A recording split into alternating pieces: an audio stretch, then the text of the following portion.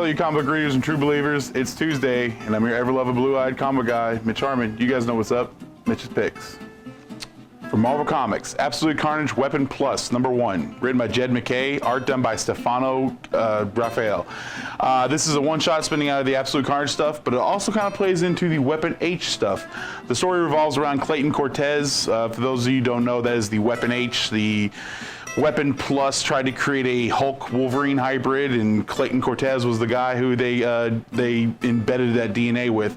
But Clayton also comes from a long line of military, including knowing this Mars team, which was the first Weapon Venom. If you guys read the Venom,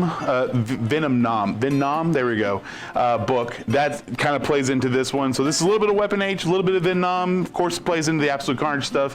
It's really rad because it goes in a little bit more into the Weapon Plus program.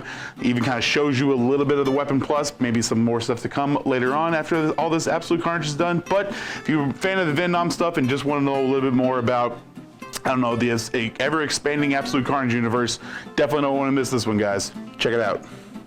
From DC Comics, Year of the Villain Infected, King Shazam, #1, written by Sina Grace, art done by Joe Bennett. This is the first of the Infected line from the Year of the Villain, basically showing the people that the Batman who laughs, who he is already infected, kind of giving you a one-shot, and this one revolves around Shazam. Last we saw, other than the Batman Superman stuff, was Black Adam and him trying to take over Black Adam's nation unsuccessfully. But that isn't necessarily stopping Shazam from going around and just doing what he wants. And one of the things he wants to do is go around and fight the gods, especially the gods that are in his name, or other gods. He comes across Ra, Superman, Zeus, so to speak, fights against him. And Mary, actually his entire Shazam family, but specifically Mary is trying to stop him. She knows there's something not quite right about Billy. I don't know if it's the pale skin or the white eyes. Those might be some telltale signs. But she goes and tries to stop him from continuing this rampage, so to speak. Unsuccessfully, I might add. But this is a new one-shot from the Infected line. I believe there's going to be one for Blue Beetle, Supergirl, Commissioner Gordon. Everybody that is part of this Infected line is going to get their own one-shot, which leads us into the actual Infected storyline. Really cool story, and like I said, it's been tying in with all that Year of the Villain, so if you've been liking that, guys, you definitely don't want to miss this one. Check it out. From Marvel Comics, New Mutants, #1, written by Jonathan Hickman and Ed Brisson, art done by Rod Reese. This is a new series, the newest one, I guess you could say, of the Dawn of X releases. This follows the New Mutants, which, if you guys have been following the X-Men, you know that most of the New Mutants, the original New Mutants, are dead. But thankfully to the five, I guess you could say, from House of X and Powers of 10 storyline, everybody who was once dead can now kind of come back, including Wolfsbane, who was killed right before all that stuff as well. But Sunspot's kind of going around checking out the Krakoa, seeing all this new stuff, and he's like, it really would be great if we could have Johnny here to, I believe it's Johnny, Cannonball here to help celebrate with us. But he's off in Shi'ar space with his family. So Sunspot feels like the best thing to do, go visit him. And who better to take him out there than Starjammers, Cyclops' own dad with his own pirate crew of aliens. But it's not so easy once you get into Shi'ar space, mostly because the Starjammers are considered to be pirates, and they're not very welcome throughout most of the galaxy. So you can imagine there is a little bit of a tension between the Shi'ar Empire and the Starjammers. This is a new series coming out of the Dawn of X stuff. Rod Reese's art is kind of watercolory, so if you're not into that, I can understand, but I think it looks beautiful. And this is also the other book written by Jonathan Hickman, so it's kind of going to be major, I would say, at least for the first few issues. Looks like it might be tying into some major stuff going on with Krakoa. Not entirely sure. Also, Mondo is back. Mondo was always one of my favorite characters. He has absorption powers, so really cool to see him back as well, guys. So like I said, if you're interested in all the X-Men stuff, even if not, and you're just looking to get re-familiarize yourself with Magic and Wolfsbane and all those other guys, this one's for you guys. Check it out. From Image Comics, Undiscovered Country, #1, written by Scott Snyder and Charles Soule, art done by Giuseppe Camuncoli and Danielle Orlandini. This is a new series coming out of Image Comics. not really entirely sure what's going on in this issue, actually. So the world has kind of been plagued by the red sky, I think is what it's called. Some type of airborne virus is plaguing the entire world. And so what does the United States do? They do what they do best. Shut themselves off from the rest of the world, I guess. Literally build a wall all around America. There has been no radio contact with America for 30 years now, and the rest of the world has just kind of been doing their own thing.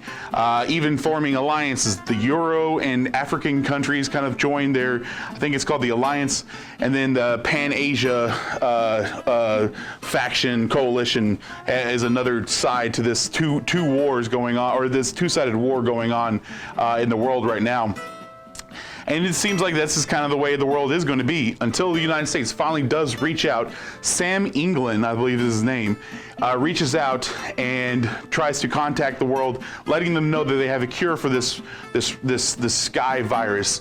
All they need to do is come to America, and they will have communication open. They will talk to them and possibly even give them the cure for free. Once their helicopter gets so far over to American soil, though, a rocket comes, shoots them down, and now they are in this wasteland. I mean, somewhere over the New Mexico, Colorado border, somewhere around there. But they have like this, almost like a Mad Max type of group of guys rolling up on these like cars and SUVs and all this stuff. Also, some of them are riding like sharks and like giant snakes. I don't know. It seems to be like some type of radioactive waste going on here. Not quite the same of what everyone thinks America at least once was, or is nowadays, I should say, because the border looks very legit, but this inside, it looks like chaos. This is, like I said, new series coming out of Image Comics. Scott Snyder, the guy who did Batman, guy who did Witches, Batman Year 52, that is. Lots of great things underneath his belt. Charles Soule, Daredevil writer, Curse Words. Giuseppe Camuncoli did the Spider-Man run. There's a lot of great names attached to this book, and I'm just really interested in seeing this because it's set in the near distant future, I guess, or near future. I don't know what the word I'm looking for here is, guys, but it's a really interesting story, and I'm interested to see where number 2 is going to take us, guys. Check it out. From 10 Speed Press, Amazons, Abolitionists, and Activists, a graphic history of women's fight for their rights. Written by Mickey Kendall, art done by A. DiMacchio. This is a graphic novel cataloging the events of women's in history from, I believe, 3500 BC up to this modern day. This book is actually set in the far distant future. This has there's this classroom they're discussing about how women came into their rights and how they got their rights, who was giving it to them, so on and so forth. And this AI kind of tells them that they're all wrong, and we're going to go back and look through all the history of women. And this is a very detailed description of women, like I said, from thousands of years before Christ up to the modern day and everything in between. Talks about prolific women in history, and also talks about prolific events that affected women throughout history as well. Very interesting story, full of history, a little bit of a sci-fi edge. Like I said, the classroom's kind of going through time, almost like a magic school bus, no school bus, or Miss Frizzle for that matter. But it's a very interesting book. Like I said, very informative. And if you guys are just interested in kind of learning about powerful women throughout history, this is definitely one for you guys. Check it out. That's all my picks for this week, everyone. Keep reading your comics, true believers. See you guys next week.